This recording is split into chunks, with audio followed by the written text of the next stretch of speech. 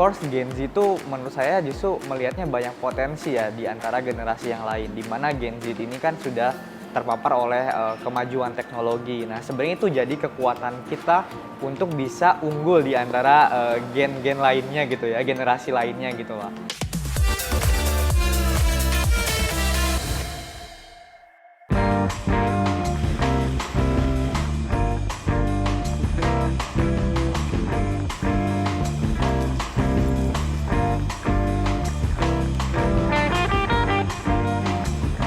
Halo semuanya, kenalin aku Ilham Subandoro, usiaku 23 tahun. Saat ini merupakan CEO dari Jumba Smoothies.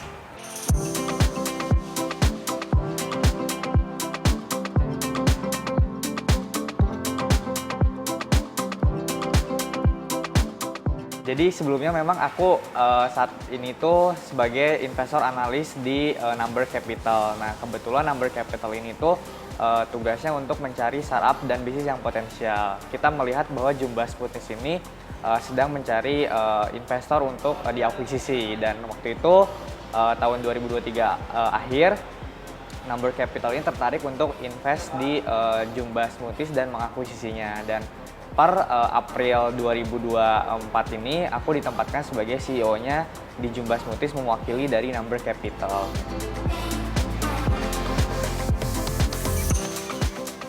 Memang kondisinya memang bisa dikatakan kritis dan tanpa arah ya. Jujur di awal secara personal menanggung beban yang cukup berat karena ini brand besar, gimana caranya harus ngebalikin masa kejayaannya dulu dan bahkan justru meningkatkan performance-nya dari yang saat ini sedang kritis gitu. Untuk melakukan transformasi, bagaimana caranya untuk bisa meningkatkan kembali citra brand dan juga performa dari Jumba Smoothies. Saya melakukan berbagai transformasi baik internal maupun eksternal untuk meyakinkan mitra, klien, customer bahwa Jumba Smoothies akan semakin kuat ke depannya dengan berbagai macam inovasi yang kita lakukan.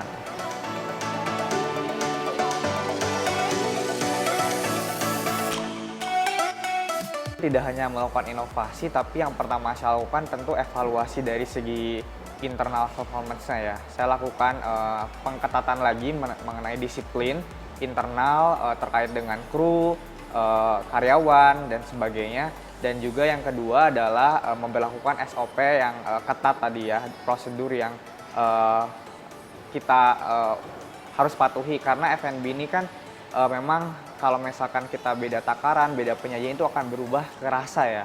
Apalagi kita punya banyak outlet. Itu gak hanya merugikan pemilik atau owner ya, tapi juga ngaruh ke customer-nya sendiri karena dari waste itu akan menimbulkan bau dan memicu banyak hewan yang datang ataupun masuk gitu. Nah, kita mengubah konsep mengurangi waste ini dengan membuat itu buah dan racikan kita jadi frozen. Nah, frozen ini gak cuma menjual simplicity, tapi dia juga menjaga freshness atau kesegaran dari menu kita. Karena pertama kita real fruit ya, jadi buah asli gitu ya, dan kandungan buah kita di 70%-an gitu. Kebanyakan yang lain kan kandungan buahnya didikitin, dibanyakin sirupnya, dibanyakin gulanya gitu ya. Jadi kita mostly memang dominannya sama buah, yogurt, dan susu gitu ya. Dan honey gitu pemanisnya, itu yang bikin kita jadi minuman sehat. Dan yang kedua adalah no additional sugar.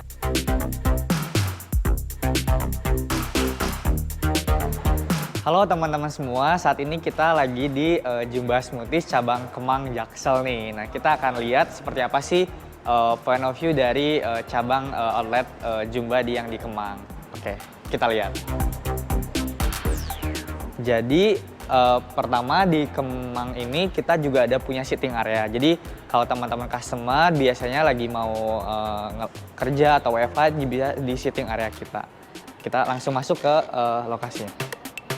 Nah, jadi teman-teman semua di F&B ini yang paling penting adalah gimana caranya kita menjaga outlet kita higienis. Bisa dilihat di sini, tempat kita semuanya higienis, kebersihan selalu dijaga dan menjadi prioritas nomor 1. Nah, di sini ada Kak Rindi yang kru kita. Udah berapa tahun Kak di sini? Hampir 3 tahun. Hampir 3 tahun ya di Jumba ya. Oke, jadi Kak boleh ditunjukkan kita tuh bahan bakunya apa sih yang jadi bahan utama kita yang jadi smoothies, boleh ditunjukkan? Oke, nah ini teman-teman semua bahan baku kita. Kenapa kita buat frozen? Karena menjaga kesegaran dari smoothies kita. Biasanya kan kalau buah asli itu rawan untuk busuk, rawan untuk banyak sekali polutan-polutan ya, ataupun hewan-hewan kayak gitu. Tapi dengan buat frozen ini menghindari dari adanya bakteri dan daya tahannya juga lebih lama, dan tentu yang paling utama adalah jadi lebih fresh, segar gitu ya.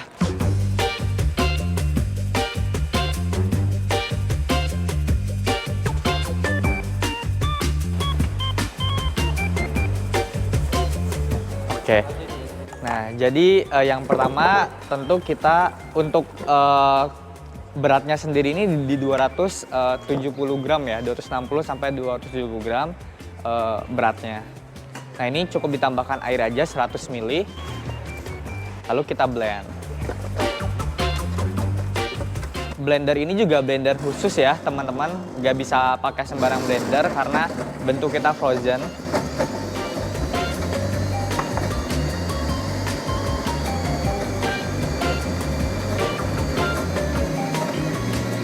Kita blend sekitar 15 detik ya, Kak.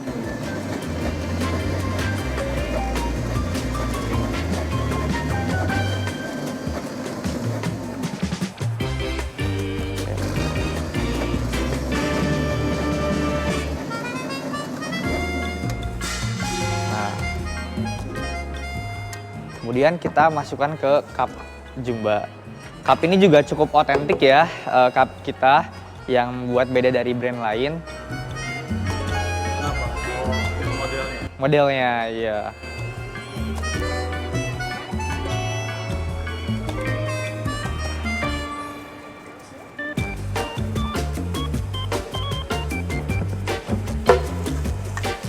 Nah, oke. Ready. Cuman 2 menit. 2 menit ya.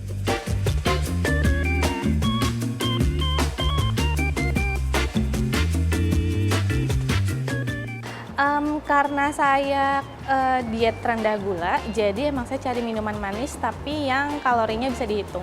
Dia kan ada hitungan kalorinya juga, cocok untuk bagi yang diet atau yang mengurangi gula. Terus juga dia kan tanpa gula. Tapi rasanya gimana Mbak? Kalau Enak dong pastinya, segar. segar. Jadi saat ini tuh total tuh ada 30 lebih ya outlet kita. Nah, 17 dari 13 ini tuh mostly memang punya franchise, dan rata-rata franchise ini di luar Pulau Jawa.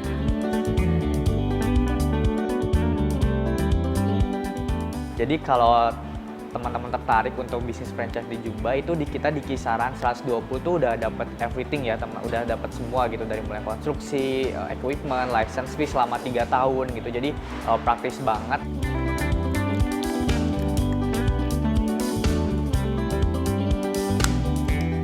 Kita harus bisa meyakinkan bahwa Jumba ini bukan predator franchise yang dimana mereka tuh cuma pengen dapat manisnya doang di depan. Setelah jadi mitra mereka tinggalkan. Nah, biasanya mereka akan ganti bisnis lagi untuk nyari korban-korban baru. Di kita, di Jumba saat ini, kita menggunakan sistem royalty, di mana kita selalu follow up terus, kasih training ke mitra kita, karena selama kontrak itu gak akan sampai kita tinggalkan ataupun dilepas.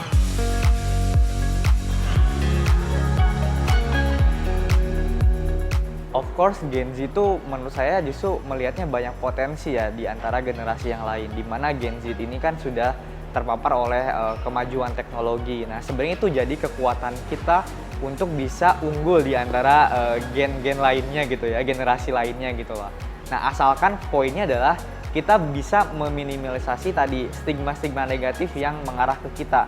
Kita batasi itu, kita coba minimalisasi itu, dan tonjolkan lebih ke kemampuan positif kita.